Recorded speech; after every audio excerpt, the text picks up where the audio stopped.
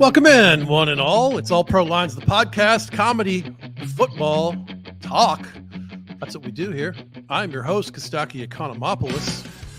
Our guest is our old boy, Bryan Miller, one of our favorite guests and a chief contributor to the joke writing around these parts. And it's Super Bowl week, everybody. I have an unusually strong collection of jokes today, especially considering there's no real football this weekend. We'll do some Pro Bowl comedy. We got that in the hopper. Hello to some of our favorite folks. Ryan, Ron, and Jerry already in the comments. Good to see you, boys. Thanks for being here. It means a lot.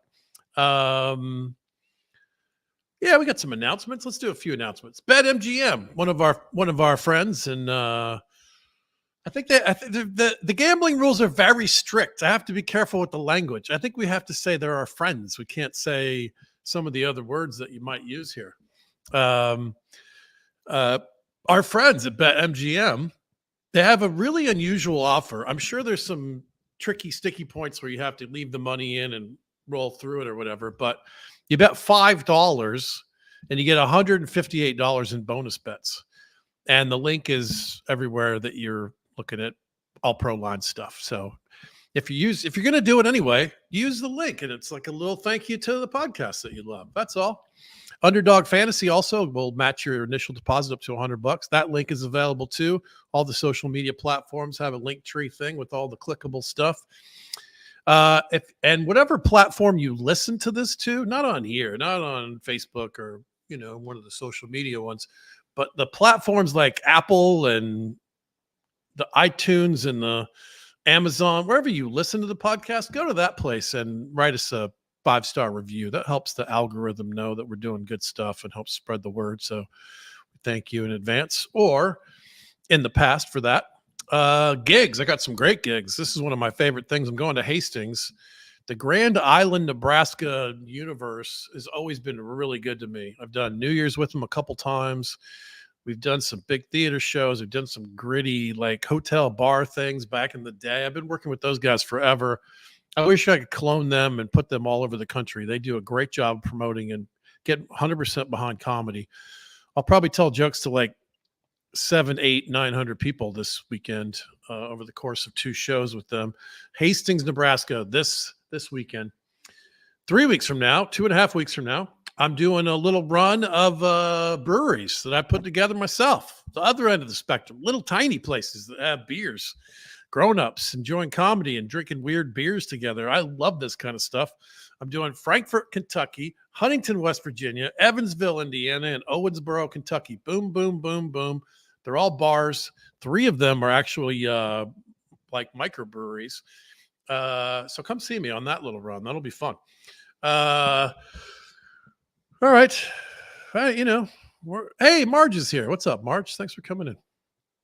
The 2-minute drill.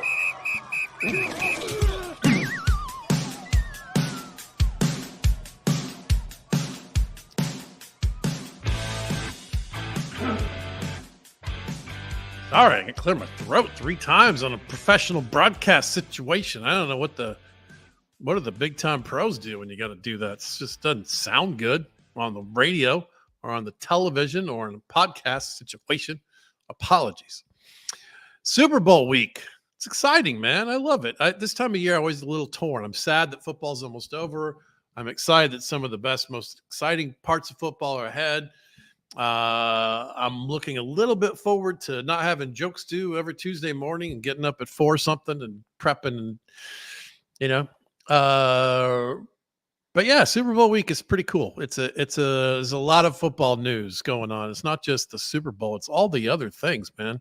It's a tough week on the players too. You got this underlying anxiety the whole time. You got to meet with the media. You got to prep for the game. You got to sort out tickets for family. You got to bail your dad out of jail. Patrick Mahomes Sr. arrested Saturday night in Texas. His 3rd DUI.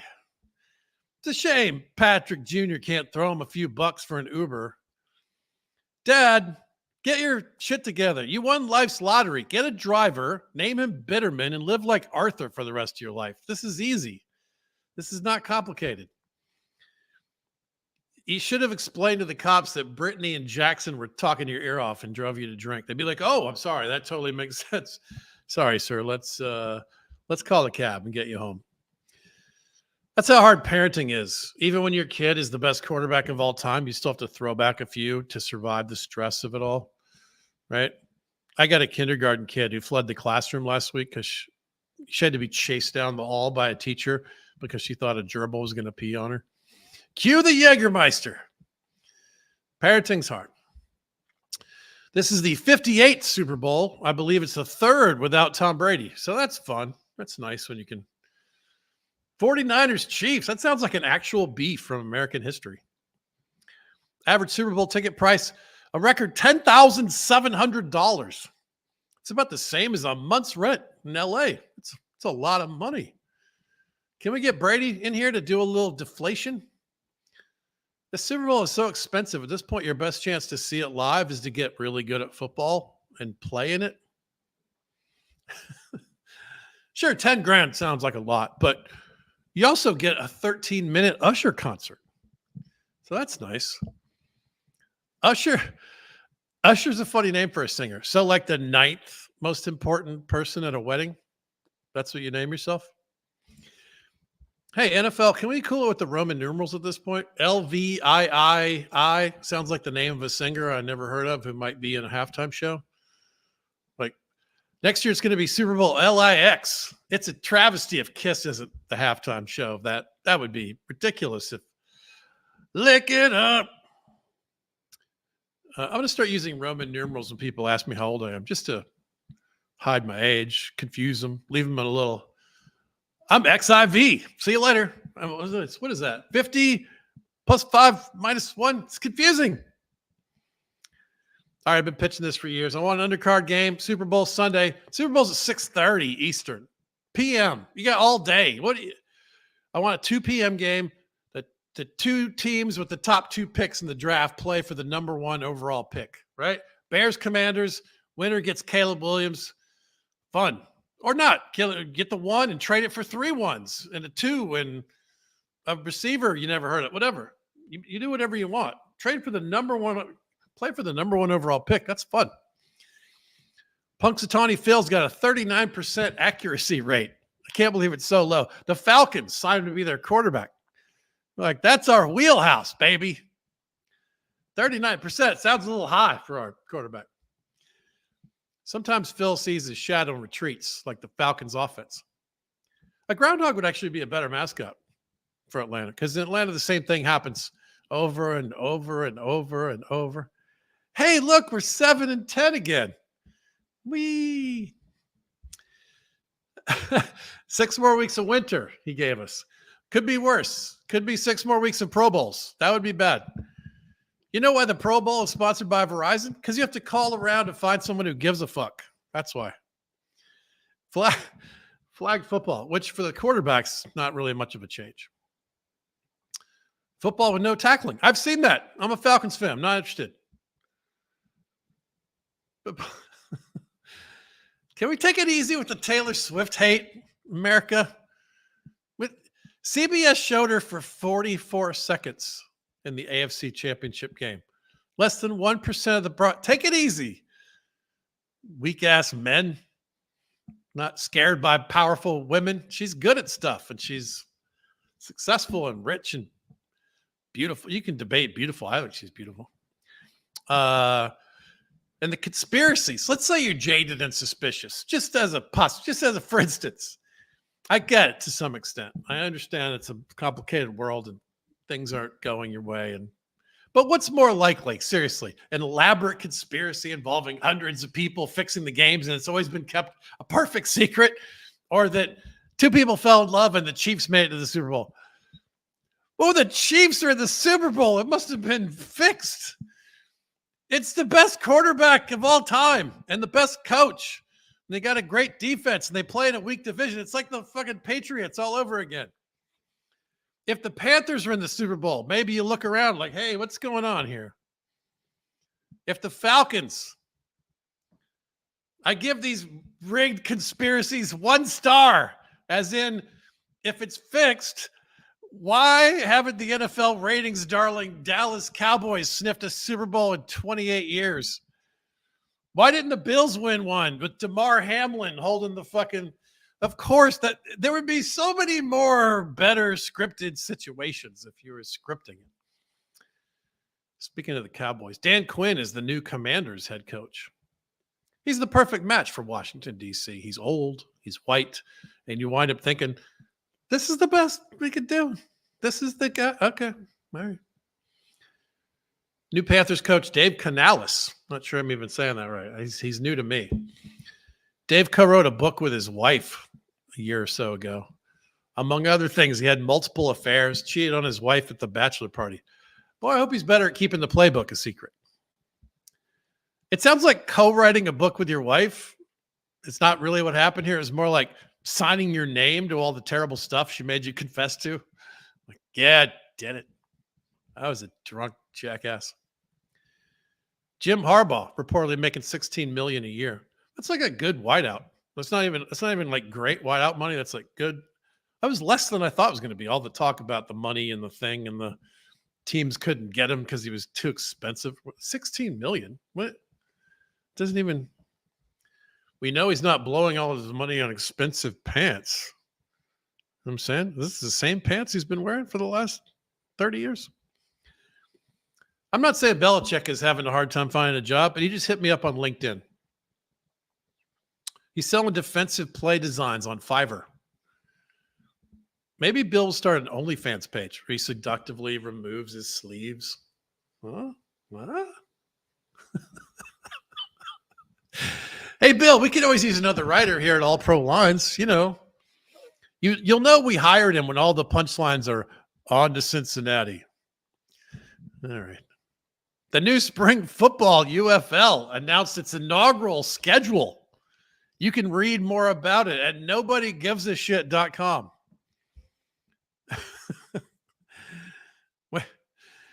We got problems at the southern border. Can we just send the Bosa brothers down there to any of these big?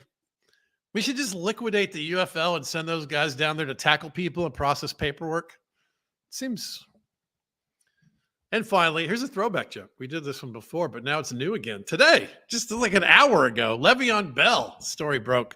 Le'Veon Bell wants to make a comeback to the NFL. He should sign with Philadelphia. Perfect place for a Bell that's not working. Huh? That's the closer. That's the closer on the joke part of the thing. All right, let's check in on the I got some. All right, let's check in on the comments quick and we'll bring in our guest, our boy, our man. Jerry Oliver says, I've come to the conclusion that people on Facebook don't know the meaning of a joke. There have been some touchy threads on the All Pro Lines jokes on Facebook. Oh my goodness. It's crazy. The Groundhog's handler said he's never wrong. He just sometimes gets lost in translation. All right. Thanks, Jonathan. Bill Horner's in here. Ewan's back. Jonathan, appreciate you guys. Ryan Chambers. All right. Let's bring him in. Super Bowl week. We got to have his take on things. You know him. You love him. Longtime friend of the show. Big-time contributor. Bryan Miller, everybody. Hello. You know, I realized when I was writing that joke about how we needed more writers for the segment, I was sort of advocating for getting rid of my own position. It's kind of like one time I was at a bank and I was just cashing some checks and the teller was like, you know, you can do this in the machine, right? I was like, nah, they're big checks. I wanted to come in. She's like, well, it works the same as the machine. And finally I said, you know, you're talking me out of your job right now. I'm the reason you have a job right now is that I'm still cashing these checks. That's what Tom Simmons used to have a great joke about the toll booth operators going on strike. He goes, maybe you shouldn't go on strike if you could be easily replaced by a basket.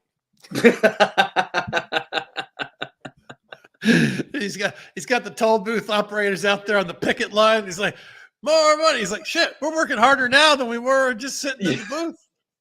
Toll booth operator, I always thought was the perfect combination of easiest and worst job. Oh, there's nothing easier. It's the easiest job, but also it is you'd want to die.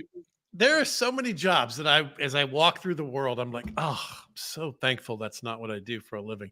And that one you think of every time. Every time I hand Every somebody a time. quarter or a ticket or whatever, I'm just like, whoa, this is a weird one. You're in that You know, cramped little booth, but then there's all the traffic on all sides of you all the time, all the exhaust view. I mean, it is one of those where they're like, we replace you with a robot. Great. I'm just going to go be homeless. This is better. it is.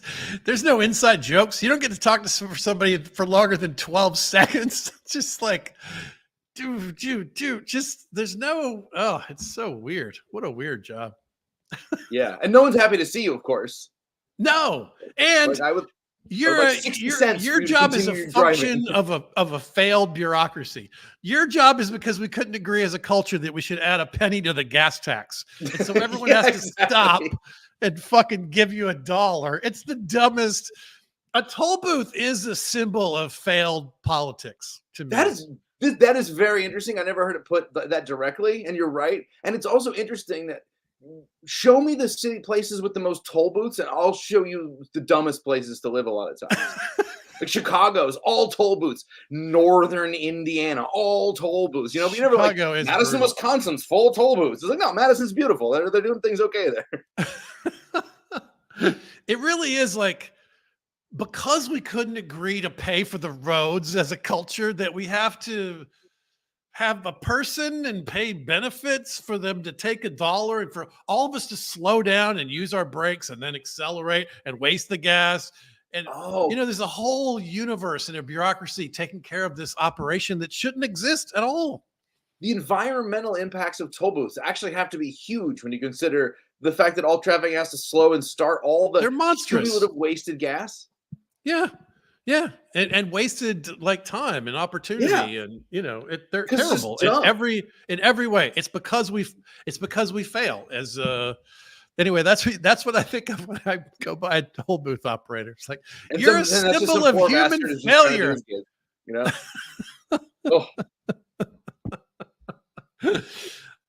Hilarious.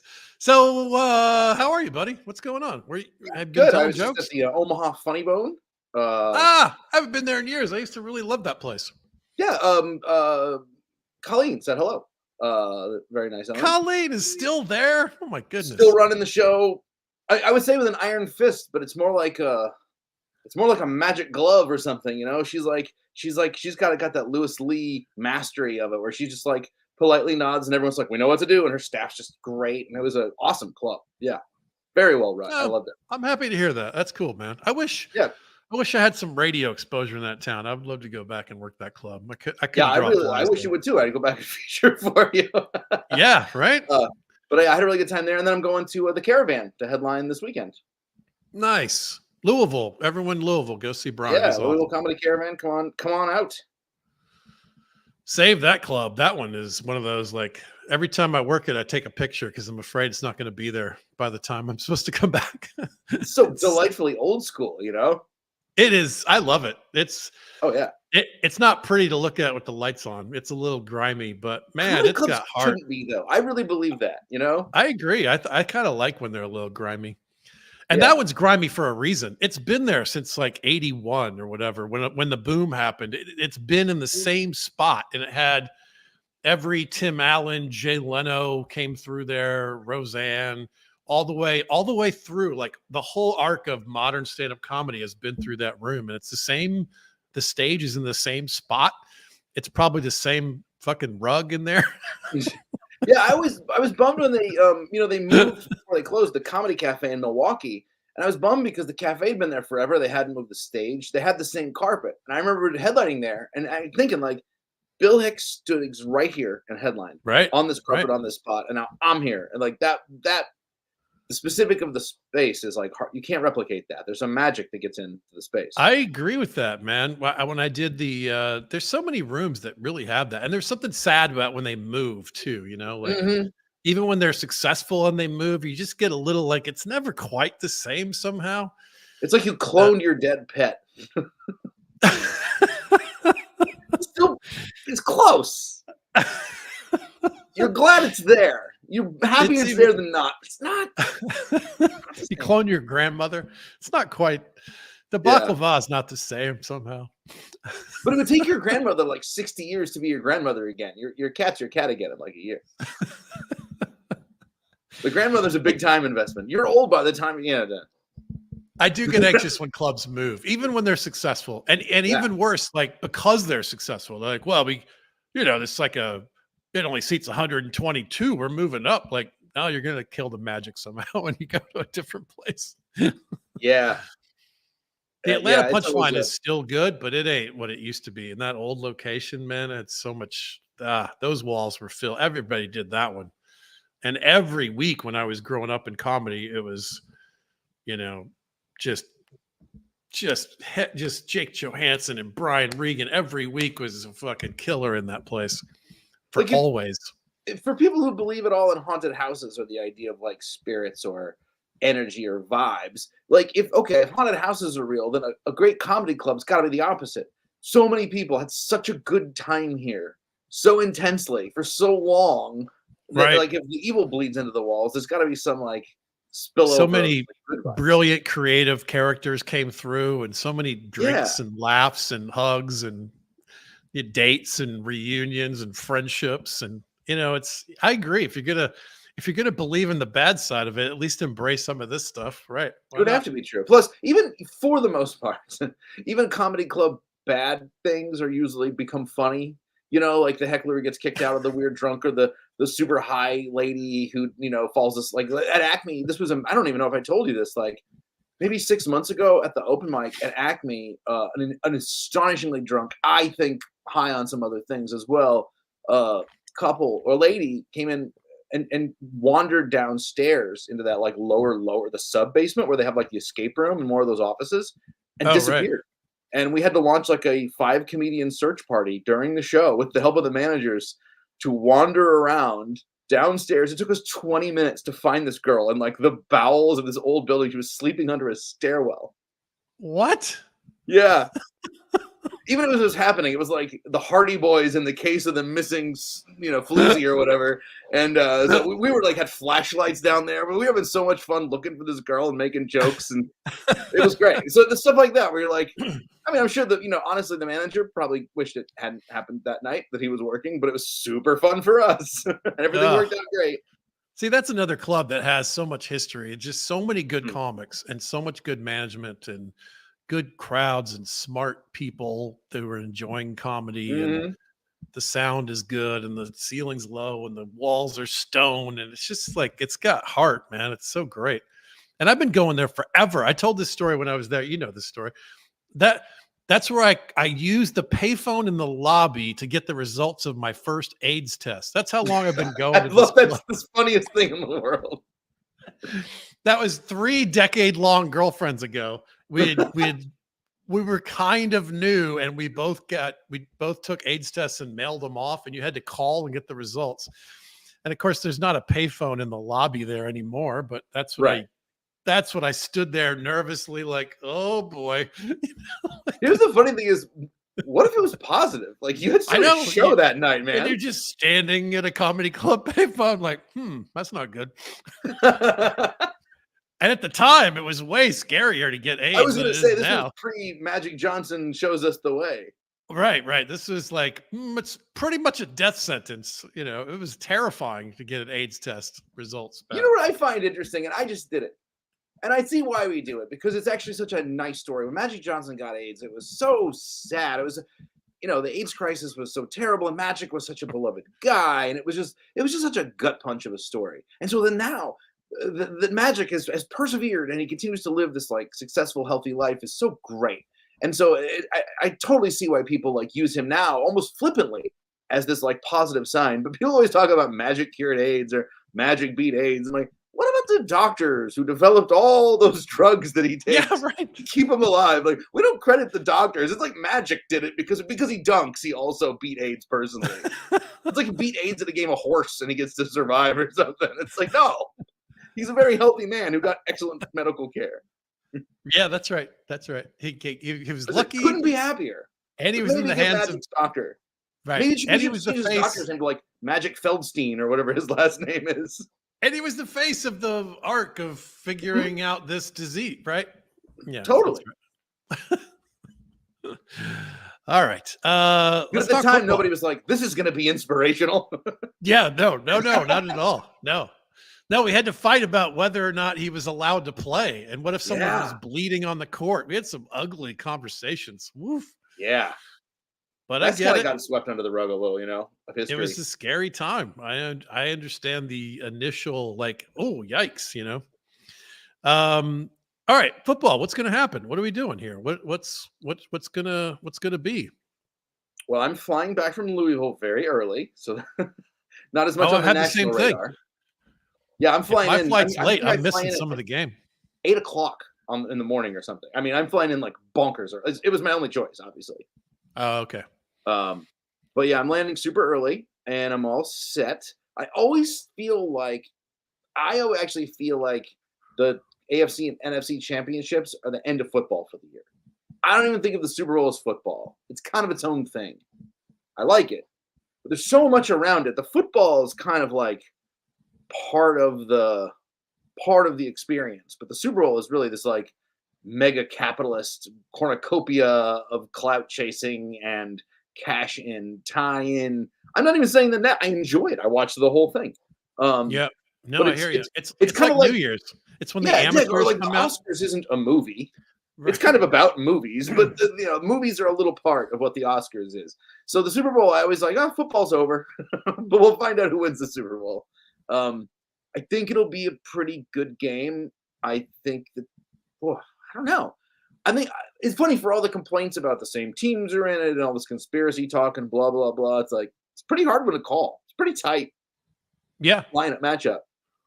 I mean, I think it's one of those, like, do the Chiefs drop a bunch of balls and do their receivers screw up? And there's no doubt Mahomes is going to play well. There's no doubt their D is going to play well.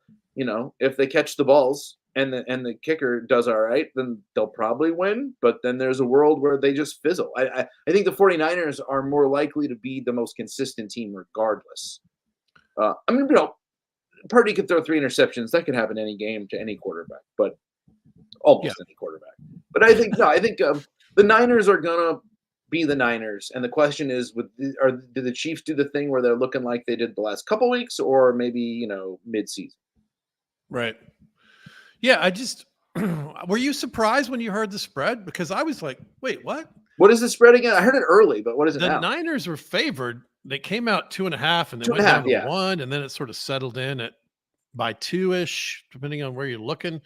But if I had you told me I had to put $100 bet just to win, I would put it on the Niners because it's not that I'm so confident in the Niners, but I do think they're going to consistently be a good team and play well. Whereas the Chiefs could turn in a bad performance.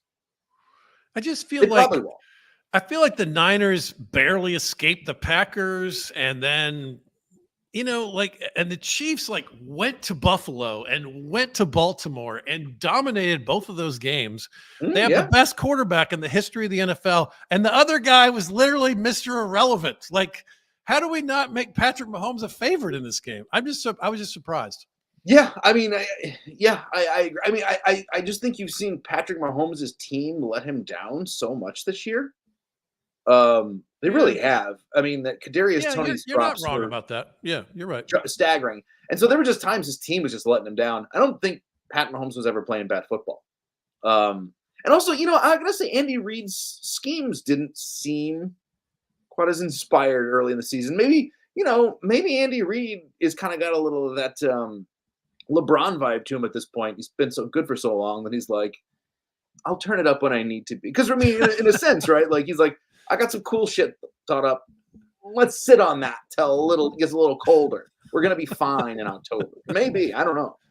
I heard some talk this week on the radio that if they sustain this course, that Andy Reid will be in the conversation for best coach of all time. If they win another 2 or 3 Super Bowls. He's got the same problem as Belichick, though. But he did have a better run without his superstar quarterback than Belichick did. Right, he was winning in Philadelphia with Donovan McNabb, and sure, Yeah, but he had Vic. I mean, he had some talent. It was correct. Yeah, no, he's always had talent, but it's I think he's very good. I just mean that ultimately, all of his success, all of his great successes, which is to say titles, and most of his playoff glory has come with an amazing quarterback, and it's the guy that people say maybe is better than Brady. So I think he still has that. He's very, very good, but is he in fact partly a product of his association with a generational quarterback? Absolutely. So you can debate how much of it is, right? But that's absolutely. I mean, if he won a Super Bowl in Philly with Michael Vick, and now he was doing what he did, I'd say, okay, that's interesting. I mean, obviously, there was no way to separate. I mean, I think there might be quarterbacks who would have been stars who got on the wrong team with the wrong OC, with the wrong developmental path, got their confidence broken. I mean, the idea that everybody rises to the level of their like pure talent, I think it's just a fallacy. And I think that has to go with coaches who aren't even playing, right? So it's impossible to separate like scheme from talent, success from luck. All these things it's all a mishmash, right? But I mean, the only argument against Belichick, I think, the only argument is it was Tom Brady. And I don't think that's the most wrong necessarily. It's the only argument against Brady. The argument still goes against Andy Reid. But at the time, like in the is it Belichick or is it Brady debate, I came down on the side of Belichick, and I think I was flat wrong. I think Brady is more important in retrospect. Yeah. I mean, I think, yeah. I put it this way. If I told you the Falcons could have Caleb Williams, right? And then he's going to be like at least close to what we think, right? He's going to be really good. But then they're going to get like a doofus coach who's okay. Mike McCarthy, let's say. Or would you rather have Belichick and Derek Carr? Well, I don't think there's a question, right? No, it's very easy. You definitely picked the quarterback. It's weird. I did 5-10 years ago, I would have had a different answer. Yeah. No, I think I do think it's a combo. It has to be a combo, which is what makes it an interesting question. But it's I think ultimately go with the players on the team. Yeah, I agree. The guys doing the thing, especially quarterback. Or somebody like, some of those exceptional guys, like you watch TJ Watt and you're like, you could put this guy on any team with any crappy scheme. TJ Watt is going to do some awesome things, Yeah. It doesn't really matter who his defensive coordinator is. It helps if you have a good defensive coordinator who can maximize TJ Watt. TJ Watt's going to blow your socks off. Same as Pat. Yeah, but when you're talking about the elevated tippy top of the pyramid, like they are game wreckers and game changers. Whereas if you put the best coach in charge of the Carolina Panthers talent roster this year, they're still the Panthers, man. I don't think Frank Reich was the problem. That's right. I mean, it's right. When you bring a great coach in, he doesn't change it that year. It takes he's the face of the process of changing everything. He doesn't come in and change it. Whereas if Tom Brady gets dropped into that situation, it's immediate. It's the team's better immediately. All right, let's do one of the things we do. Taps on the back. Taps on the back. Taps on the back. Taps on the back. Not a kudos. Taps on the back. Not a kudos. Taps on the back. Not a kudos. Taps on the back. Not a kudos.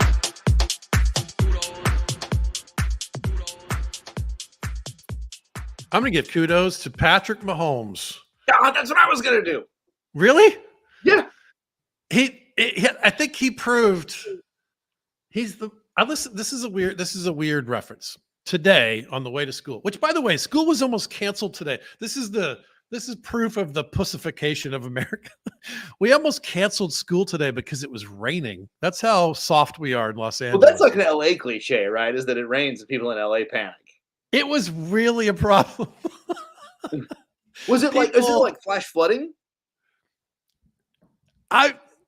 There was a flash flood warning. Twice my phone had the thing, and don't go out. You're in the verge of death, and don't leave unless you absolutely. And you look around. It's like the old Bill Hicks joke of like, you look around and it's like, it's just raining. And they mentioned our specific locale, and it's like, it's like any 4 p.m. in Florida where it rains and the puddles kind of impact the street a little bit.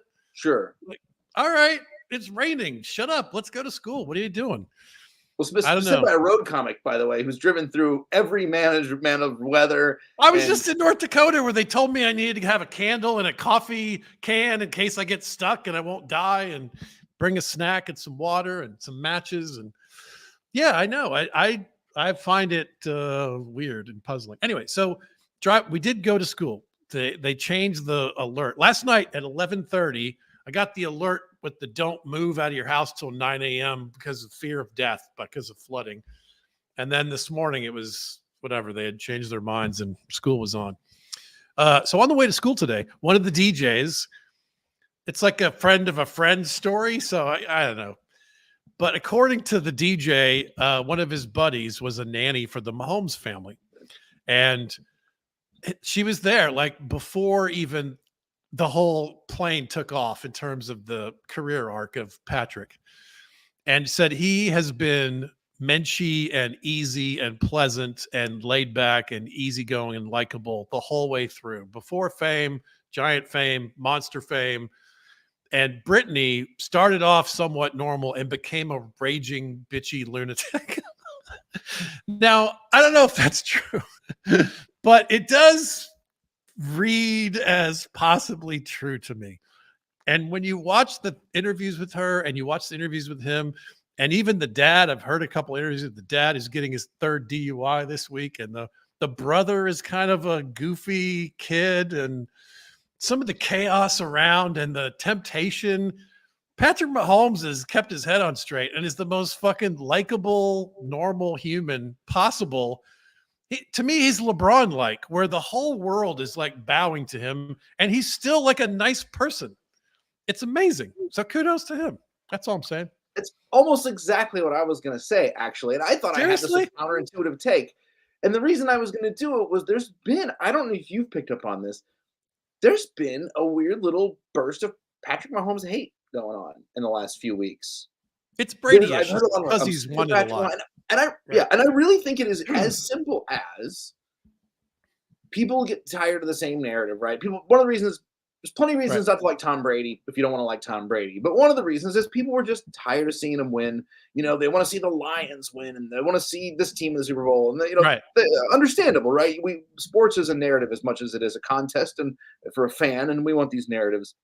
And so, and he becomes the enemy. He becomes the face of the reason the Ravens aren't in the Super Bowl and the Bills can't get there. He becomes the bad guy to some of these fan bases. And that's part of the reason that I ended up hating Brady. So I get it. I don't have that from Mahomes, but I totally understand it. Right. But then, with Brady, there's also the he's so handsome and he's married to a supermodel. There's always going to be that. I mean, he has other, deflating the footballs, and he was a cheater. Yeah, he had the best coach of all time. He had the easiest division of all time. He left. All he had to do was beat the Jaguars and the Titans to go to a Super Bowl after he had a bye for the first. I mean, it was just the easiest greased path. Sure, ever. I mean, he dumped a pretty beloved actress and left his young child to be with a supermodel. I mean, just as a narrative thing, that's pretty bad. And we never hear that part. That's true. People leave that out a lot, but people forget when he ditched Bridget Moynihan. It was like, whoa, dude, isn't she currently holding a tiny baby? I don't know. I don't care. I'm just saying, there's plenty of fuel. I feel like the Patrick Mahomes hate is 90% based on the collective narrative that we just want a different situation, and that Mahomes is the face of the Chiefs, and Mahomes is on the commercials. It's kind of your classic. Ben Affleck was the coolest guy in 1999 and the biggest lame-o in 2007. Well, what was the difference? I don't know. You just saw 7 years of Ben Affleck or 8 years of Ben Affleck, and you got to. He's still Ben Affleck. He didn't do anything wrong. That's a good point. Yeah, I agree. And I just, it's kind of annoying. And like I said, I do think the quarterback documentary series from Netflix dinged him a little bit, only because people thought his wife was really annoying. Which, whatever. But they thought that before. They were looking for it and they found it again. Yeah, I mean, and of course, there's also someone in the comments, Evan's talking about the conspiracy now. I mean, there is the conspiracy stuff. I mean, but the conspiracy people are always going to be there. And of course, now it's so much as you've got this weird, sudden, and I say sudden as in 4 days ago, there's this some part of the right wing is really angry at Taylor Swift and because of the Travis Kelce. This weird, this is kind of brand new, and I don't know. I don't think it's as big of a groundswell as a lot of other people do. We'll see if this catches on. I think too many people just like Taylor Swift for this to catch on, like the anti-CMA for or whatever. These Bud Light. I don't think Taylor Swift's going to be Bud Light. Remember, I had a show canceled because people wouldn't go to the bar because they had a Bud Light sign. Like some of these culture things catch on in a weird way. I don't think the Swift thing will, but it is. There's the conspiracy stuff and then tied into the Taylor stuff and all this. And it all kind of gets also pointed at Patrick Mahomes. But I do think I've had a few people be like, oh, I'm so sick of Patrick Mahomes. And I go, well, why? Just tell me why. And it basically comes down to, I see him a lot and some people think he's too cocky now, which I'm like, well, I don't know. Is he any cockier than anybody else who wins a lot? He wins a lot. It's not cocky if you keep winning. I got to say, when I watched, again, it's one director's choices that what you see out of the mountain of things. But I will say it made me like him even more because off the field, he's not even a little bit cocky. He's the most diplomatic, kind, thoughtful guy you've ever seen. And on the field, he's like, you mess with the wrong motherfucker. It's great. Yeah. It's such a great combination. I really fell in love with it even more. That's what you want, right? He's in the moment. He is so focused and competitive, and it's really fun to watch. And yet, off the field, he's like the nicest, easy go. It's a great combination. I love that. Yeah, that's what you want Arnold Schwarzenegger, right? He's the Terminator, but he's kindergarten cop, right? He's he's the machine gun commando, and then off the field, he's the president's fitness guy, and he's holding up little kids on his arms, and that's we like that. We love football players who are like, oh, he's possibly a criminal on the field.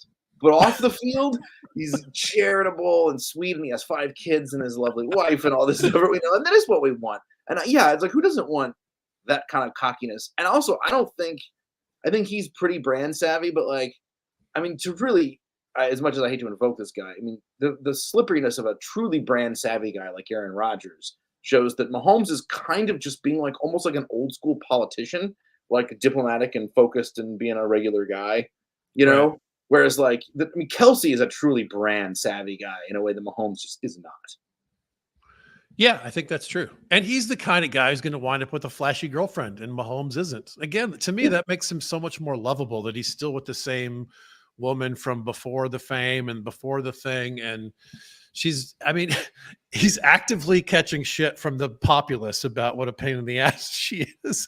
And he's hanging in there with her, which I've been through ups and downs. I've got no judgment, but I think broadly that makes him even more likable because he's just like a regular dude, like fighting through life and trying to get through, he could have easily dumped this girl and found some ridiculously gorgeous character to show up to the things with. And he isn't that guy at all. I think it's great. Or like a media partner, which is what a lot of these guys are doing. You can't tell me that part of the Travis Kelce, Taylor Swift attraction isn't, oh, you're into branding? I'm into branding. Your brand is big. My brand is big. Our brands look so cute together. There's no way that they happen to have this vibe that, and you're among, I would say, in the top 25 most brand savvy human beings in America in an era where the attention economy is everything. And it just so happens that by sharing your slivers of the attention economy pie, you actually double it rather than split it. Yeah, it is interesting. But what I don't agree with, and I think you're with me on this, is I don't agree with if you can, after the fact, recognize that a thing has worked well, that you go back and decide that it was like a marionette game from the very beginning, that they set it up to be this way. Because the NFL gained $300 million in estimated, bump from Taylor Swift, doesn't mean that they set it up this way before it even started. It's, of course, wherever Taylor Swift goes is going to create a bump for whatever that is. She goes to an Italian restaurant one afternoon. Sure. Oh yeah. You can't. No, I think you're totally right, and I think it's people's misapprehension of how things work in general in media and celebrity, which is that no, if anybody knew how to plan this stuff, they would, because it's a gold mine. But what people, both Taylor Swift, I think, as a person and her team, don't forget her team. There's a huge team working on this, but she's the compass. There's no doubt. they're seeing what works and they're steering in this direction or that. And people always they forget the little detours you made that didn't work out as well, as long as the big ones go well. And I mean, you could look back all the way to the Madonna playbook from the 80s. It's like I don't think Madonna was like, oh, I'm gonna in the 90s I'll switch over to Vogue culture or whatever. It was like, no, man, she did her thing and then she needed a new thing and she kind of grasped around and she found a new thing and it worked and she just followed that thing. And right. It's the idea of these grand conspiracies standing around. Like it just doesn't work that way, because if it was that easy, it's like when people tell you, we'll just have a viral video.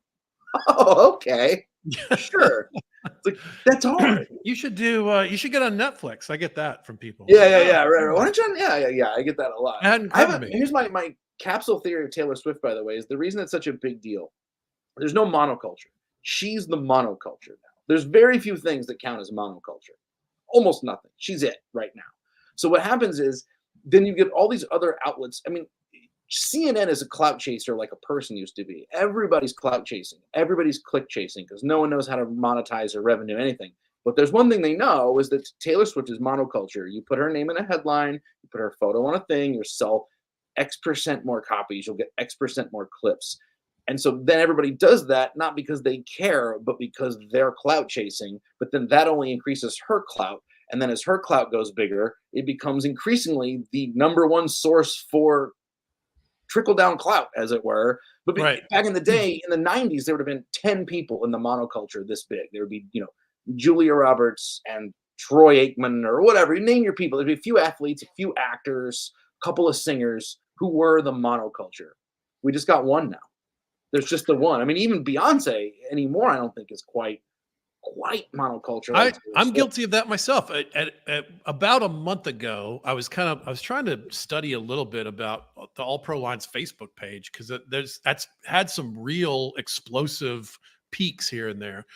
And I realized almost by accident, I literally didn't know it until I went to look to try to figure out what was happening. I looked at like the top 5 memes of the season, and 3 of them were Taylor Swift. And I was like, oh, well, I don't even think of the world that way. But that week I sat down and tried to write some Taylor Swift jokes, because I was like, oh, that's what the people want. I can write Taylor Swift jokes. And everybody's doing that. And but it's circular, right? Because it's echo chambery. It's no one's fault. No one's controlling it. It's just a thing. It's a force. Right. All right. Let's do another one of our things we do. But now it's time for which comes first.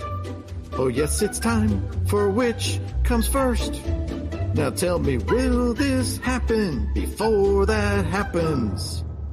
It's time for which comes first. I am fascinated by the Bill Belichick situation. I can't believe he didn't wind up in one of those several jobs.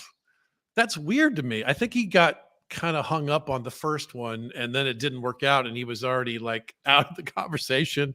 I think he wanted too much control. I think he's had a little bit of a dent in the reputation from the last couple of years. It's just like a perfect storm somehow. So also, I love the idea of, like a running back will just, like a really good running back will just hold off until there's an injury. Has that ever happened in the coaching world where they fire someone 5 games in and then he just waltzes in there? That's never happened, right? They never brought in someone. A QB does that every year, right? Like if I was Russell Wilson and I'm not signed to anybody pretty soon, I just go, all right, I'm just going to keep working out. Someone's going to need a quarterback in October real bad. And I'm going to be starter as soon as I go in. I think it's a perfectly reasonable, rational choice for a big star name but that's never, has it never happened? I can't think of an example where that happened with a big name coach. No, but I think because with a coach, what you really want is their scheme and their staff and their process. And right. I mean, changing coaches in mid-season is pretty much always a disaster. I mean, usually you're thinking we're really just trying to make next year not suck. So we'll get a couple of wins. Hopefully we'll test out, Anthony Richardson in Vegas. Anthony Richardson, pretty good coach. But I don't think the Raiders make that change thinking we're going to make the playoffs because of this. I think they're thinking maybe we'll make the playoffs next year if we don't have this crappy staff. And obviously it's a little different when it's an interim coach because, if you were to, let's say, oh gosh, I don't know. There's some coach that gets axed. I can't think of Antonio Pierce had a good run this year when, for the Raiders when he came in. I mean, it seemed to, at least the buzz to the outside world looks like he changed the culture immediately and things improved. And now they hired him as the full-time thing. Because everybody's either winning or they're new right now. There's so many new coaches. But the Vikings, Kevin O'Connell, right? He's all right. Let's say O'Connell loses a whole bunch of games to start. And the Vikings like, man, we can get Bill Belichick. It's going to be pretty harmful, though, to take, okay, so now we're going to fire the offensive coordinator, the quarterbacks coach, the line coaches, all these players who've been working with all these different dudes in all these different areas, all brand new. You got to learn all new stuff. You got a week. It just doesn't work the same as like, you plug Baker Mayfield into a game, he can improv on the field, and he might do you pretty good next week. Yeah, there's another radio thing I heard today that one of the sports broadcaster guys was saying he predicts a Bill Belichick sort of a year sort of in media in some way, and there'll be sort of a whitewashing of, oh, we like this guy and he's good at this and he understands, and he had such a great run, and next year there will be a bit of a clamoring for him and he'll get a job again. And he also had a great point that whether he admits it or not, Bill wants that fucking Shula record, and he needs 2 years to do it. So he's going to coach somewhere. By the way. I think it's like 15 or 16 wins total to get the record. It would have taken him a while with this Patriots team. Let's put it that way. Yeah, that's true. That's like a 10-year run. That's my point, right? I think, there's no way to know. We weren't in these contract negotiations, but I got to assume the reason Bill Belichick doesn't have a head coaching job right now is even if maybe he didn't want to be the GM, but I think he's like Matt Patricia and my boy Steve. He wanted the whole thing. He wanted the whole character. And I got to tell you, I have faith in Bill to do something interesting. I think especially if he were to change up his ways, he might be surprised what newness he could shake loose in that old brain, I got to tell you, if I owned a professional football team, I would have a poster up on the wall that says Matt Patricia not welcome. Yeah. No matter what happens, Matt Patricia cannot be in my building for any reason. I don't want him to buy a popcorn at the stand. And I think a lot of those Patriots guys, but especially Patricia, is like, dude, you have sucked at a lot of different places. Yeah, he really has had a bad run. I wouldn't want Nathaniel Hackett wearing in my building either. And I understand. And I'm not in there. I'm not an expert. There's a part of me that's like, he's done it so well for so much of the time. How do you have the balls to stand here and go, you're not going to come in here and rework the Falcons situation that we've been killing with for all these years? Like, who cares what your situation is? Get rid of McKay and the thing and the hire. Who cares? It's Bill Belichick. Like, there's a part of me that's like, what the fuck? What is it that you're defending? Being one of the most disappointing franchises for the whole run of the fucking thing? Like, what is it that you're afraid to switch up? Like, a part of me feels that. Yeah, I think the ageism I saw in the comment is part of it. I think there's a sort of a fallacy of like, well, any new guy could be the next Belichick. The next Sean McVay, the next, whiz-bang. That's why we see all these guys from the McVay tree getting hired, right? And I think there's some logic in that. And I do think, ideas get old. There's something, like you said, if you're a crap team, I think you're as likely to hit the lottery ticket on Belichick still being good or coming up with new stuff as you are, like a lot of the young guys, they don't pan out so well, at least not in their first run. Maybe Raheem Morris is going to turn out to be a great coach now, not so much the first time.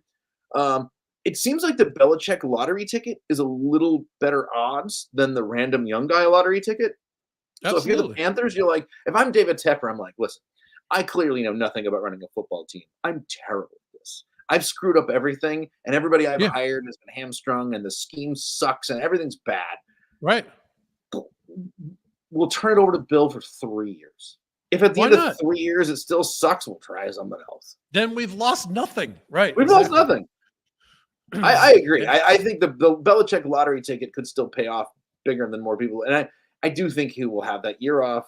He'll go in the booth a couple of times. He'll make a couple of jokes. People will be like, oh, he's sort of funny. Surprised how personable Bill Belichick is. I mean, the dream, I think Greg Rosenthal from the NFL posited this. There's a world, right? Because Brady's supposed to be in the Fox booth next year. What if Fox hires Bill as a commentator and you get a couple of Bill in the booth with Tom. How wild would that be? That would be like its own marquee thing of like, what's going to happen when they talk to each other between plays. I also I know this is not the best part of me, but I do have there's a little bit of me. I want Brady to fail at broadcasting. It's a different skill. Oh, me too. Oh, I don't want Brady to be good. It's not the same skill. Some people are good at being a football player and broadcasting, and so we associate that. It's like being a comic on the stage and doing radio well. Those are not the same skill, and some people are very good at one and not the other.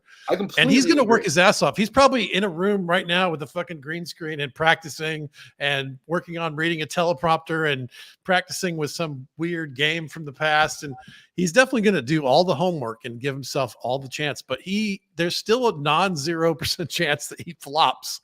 And I think that's compelling. It's interesting to see what will happen next year because they're kicking out Greg Olson, presumably, who has been fantastic at the job. It's going to be an interesting story arc. I think, yes, there's a non-zero chance he flops, but I think there's a likelihood that he's okay. Because he's going to work hard and he's not dumb and he's got some media savvy, but also Tom Brady's not Tom Brady's just not a super compelling character without a football helmet on. I don't think. Like, he's interesting, married to the supermodel and all that, but like Tom Brady as a talker, Tom Brady on SNL, Tom Brady in interviews. Yeah, I know. That's what I think. That's what made me think of it in the first place. I was like, he's brought me around a little bit in the last couple of years because at least he's self-deprecating on social media, and he's funnier than I expected him to be. But he's not Mr. Charisma. He's not super likable in the way that you think he would be. No, it's like you said, he's funnier than you think he'd be, which is fine if he's not supposed to be behind a microphone being interesting every minute for 3 right. hours. That's a much higher standard than the guy from your office is funnier once a week on social media. But you don't want to go see him do stand up for 45 minutes. Right. It's very different. I think I think Belichick would probably counterintuitively be more interesting behind the mic than Brady. Because I think he'd have only to hardcore football nerds, because Belichick is completely charisma-less too. I mean, it's just because you know that he's the breadth of knowledge and football zeal that he has is compelling. I mean, he would be the third man in any booth. He was definitely not going to be obviously play-by-play or main color commentary, but I think as like essentially the grumpy old man who's like grumbling. I think he would be funnier than you think as the grumpy old man. No, I would love to see that. I'm fine with that. Yeah, I hope Brady against him. Yeah, I hope Brady gives this. I think he should just be like, you know what? I sold enough cookbooks for $500. I don't need to be in the stupid booth because I do not want to see Brady in there. But if I have to, I would like to see one because I don't think he and Bill Belichick get along very well anymore either. Anyway, which is kind of intriguing. Right, that is interesting. All right, so the question is, which comes first, a Belichick head coach hire or Bieniemy? Or one of these other sort of top names that we keep hearing that don't get a job. Like I'm surprised. What's his name? The guy from Tennessee didn't get a job. Vrabel? Too. Yeah, Vrabel. Okay, Belichick or Bieniemy / Vrabel. Which comes first? I mean, I think it's tricky because I think the answer is they happen at essentially the same time. I think same couple of weeks. Black Monday, let's say the Wednesday after Black Monday of 2025. January 2025, all three of those guys get jobs? I think two of the three. And I think I put it at two of the three, and Belichick's one of the two. I think that's like close to a certainty. I don't think any of those guys are going to become anybody's interim head coach. The Chiefs will be in the fucking playoffs again, and Bieniemy won't be available for interviewing. Well, that's true. Yeah, that's true. Again. But yeah, I think I would be real surprised if both. Yeah, I think they're all on the line, but I don't think anyone's coming in the middle of the season because I think most guys are smart enough to know that. No, I don't think that. I don't think it's ever happened in the modern era. I can't think of a time when it. The best case scenario is your assistant or your OC or somebody steps in and you go, you know what, we're keeping that guy. Right. All right, we got a quick quiz and then we got to run here. Let's see. All right, kids, put your thinking caps on. It's quiz time.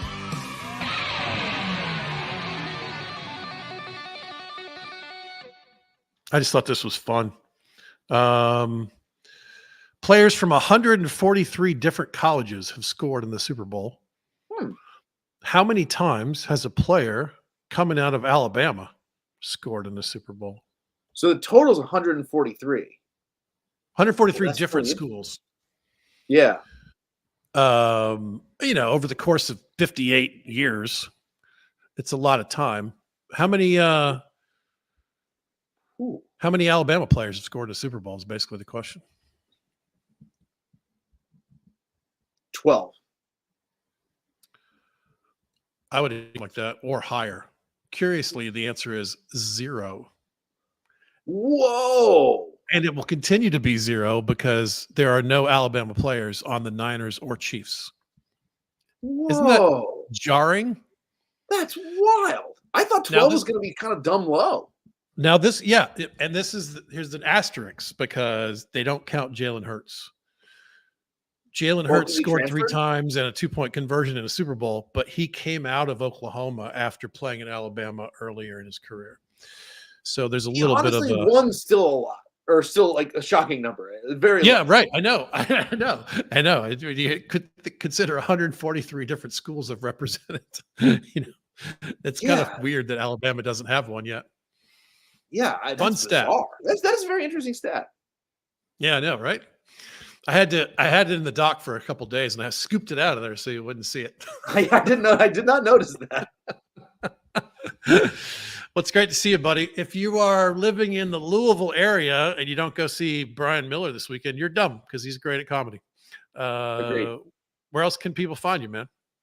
I'm doing some more social media stuff. I'm trying to do some reels, which I've never really done before. So if you want to go on Instagram at Funny Bryan Miller, I'm posting at least a reel or a clip or 2 a week now. I reposted one of yours, the one with the dragon, the casket joke. I love that joke. Oh, thank you. Yeah. That's one of my favorites. That's really fun to tell live. Sometimes people get really upset. That one has electric pop to it in a live space. If I had that line in my menu, I would be saving that for the situation where I needed it most. That's a good one. It's fun. Bryan Miller, everybody.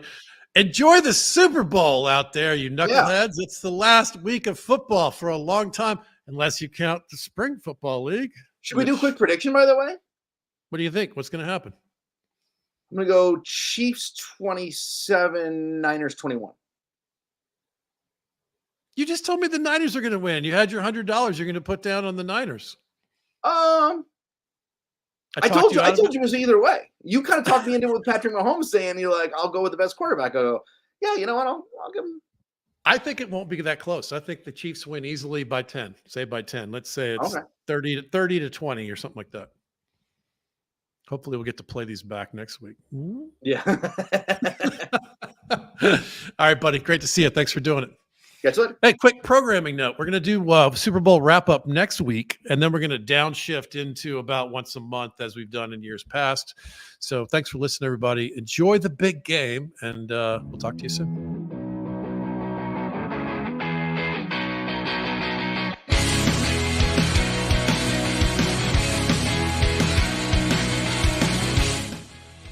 This is the fade down part, Bryan. I'm fading it down.